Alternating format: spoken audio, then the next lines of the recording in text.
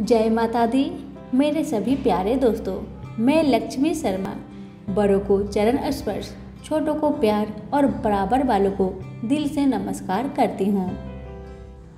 आज मैं सुनाऊंगी जेठ मास की कथा अध्याय 19वां और इस अध्याय में आप सभी सुनेंगे निर्जला एकादशी व्रत का वर्णन।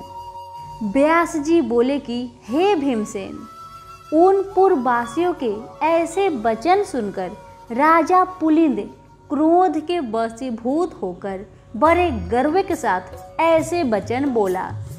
एक ग्रामवासी, यह एकादशी कौन है? इस दिन किसका व्रत किया जाता है? अरे मूर्ख, निष्फल बात क्यों बनाता है? तू अपने घर कुशलता से चला जा, नहीं तो मेरे ये परम दरुण दूत तुझको मारेगा। तत्पश्चात वे सब सैनिक नगर में घुस गए और बड़े बड़े महात्मा और साहूकारों के घर के दरवाजे तोड़कर घरों का अन्न और धन और कोष धीरे धीरे ले जाने लगे। बड़े बड़े धन वालों के घरों की फटाक तोड़कर अच्छे अच्छे धन को ले गए और समस्त नगर के घर के भयानक सैनिकों से भर गया। उस दिन पूर्ववासियों को कंदमूल और फल आदि कुछ भी नहीं मिल सका और समस्त पूर्ववासियों का निर्जला एकादशी व्रत हो गया।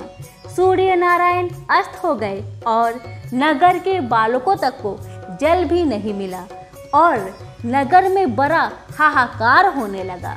स्वर्ग में भगवान विष्णु सहसा उठकर खड़े हो गए तथा गरुड़ जी को बुलाकर उनके कान में बहुत सी बातें समझा दिए तथा गरुड़ जी की सवारी कर शीघ्र उसी नगर को गए और वहां जाकर विविध प्रकार की सेना की रचना की।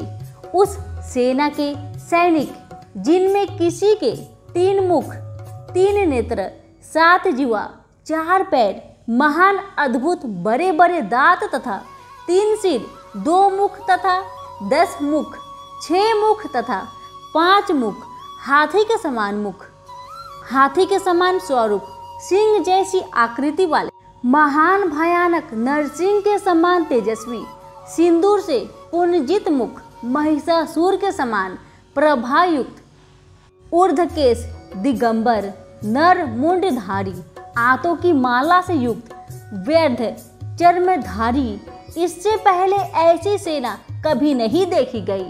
ऐसा सेना को सर्वव्यापक प्रभु विष्णु भगवान ने आज्ञा दी कि जाओ, राजाओं में अधम इस राजा पुलिंद को सेना सहित मेरी आज्ञा से सूर्योदय से पूर्व ही खूब अच्छी तरह से नाश करो। भगवान विष्णु की आज्ञा को शिरोधार्य कर वह विष्णु के सैनिक दल शत्रु सैनिकों में घुस गए और प्रहार तथा वध करने लगे, जिससे बड़ा कोलाहल मच गया। कुछ खड्ग से वध किए गए और कुछ दांतों से काटे गए और अध्य कुछ लोग भक्षण कर गए और वीर लोग भाग रहे थे, उनको पैरों से पकड़कर नीचे गिरा दिया गया। इस प्रकार पैदल सेना के बहुत से वीर मार दिए गए और बहुत से खा लिए गए। रथी, घुड़सवार, घोड़ा आदि अत्यंत दांतों से चूर्ण कर दिए गए। शिविर में आग लगाकर भस्म कर दिया गया और उसका बड़ा प्रकाश हुआ। उस प्रकाश को देखकर सबको बड़ा विस्मय हुआ और कहने लगे कि तुम लोग कौन हो और कहां से आए हो? हम लोग ने ऐसे वीरों को कहीं पर कभी नहीं देखा। अतः उनको मनुष्य न समझकर सब सैनिक भागने लगे। सैनिकों को भागता देखकर विष्णु सैनिक ने उनका पीछा कर मार डाला। इस प्रकार पुलिंद के सब सैनिक को मार डाला। इसके पश्चात विष्णु गणों के साथ युद्ध करने के लिए स्वयं राजा पुलिंद गया और शस्त्र अस्त्र के दरुण प्रहार से आधा पहर युद्ध किया। जब उनके साथ युद्ध करने में किसी प्रकार से भी समर्थ न हुआ, तब मन में विचार करने लगा कि अब हम भी यहाँ से भाग जाए, अन्यथा यहाँ पर सब नष्ट हो जाएंगे। ऐसा विचार करके राजा पुलिंद ने मेघास्त्र छोड़ा, जिसके द्वारा वहाँ घोर अंधकार हो गया और मेघ जल बरसने लगे तथा बड़े प्रचंड वेग से पवन चलने लगा। इससे विष्णुगण सब मुग्ध हो गए और जो जहाँ पर था वहीं पर सब काम छोड़कर बैठ गए। ऐसा समय देखकर राजा पुलिंद घोड़े पर सवार होकर सहसा वहां से चल दिया।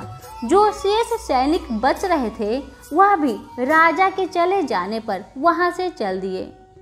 भक्त वत्सल विष्णु भगवान अपने भक्त का कार्य करके अपने लोक में चले गए। प्रातःकाल होने पर नगरवासी अत्यंत आश्चर्य करने लगे और वहां पर शत्रु की सेना न देखकर अंत में पारण के समय उन्होंने निश्चय किया कि यह सब कुछ स्वप्न मात्र था तथा भगवान प्रिय स्नान आदि कर्म किए।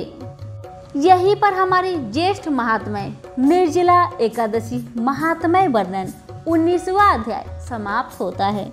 सभी बोले विष्णु भगवान की जय हो।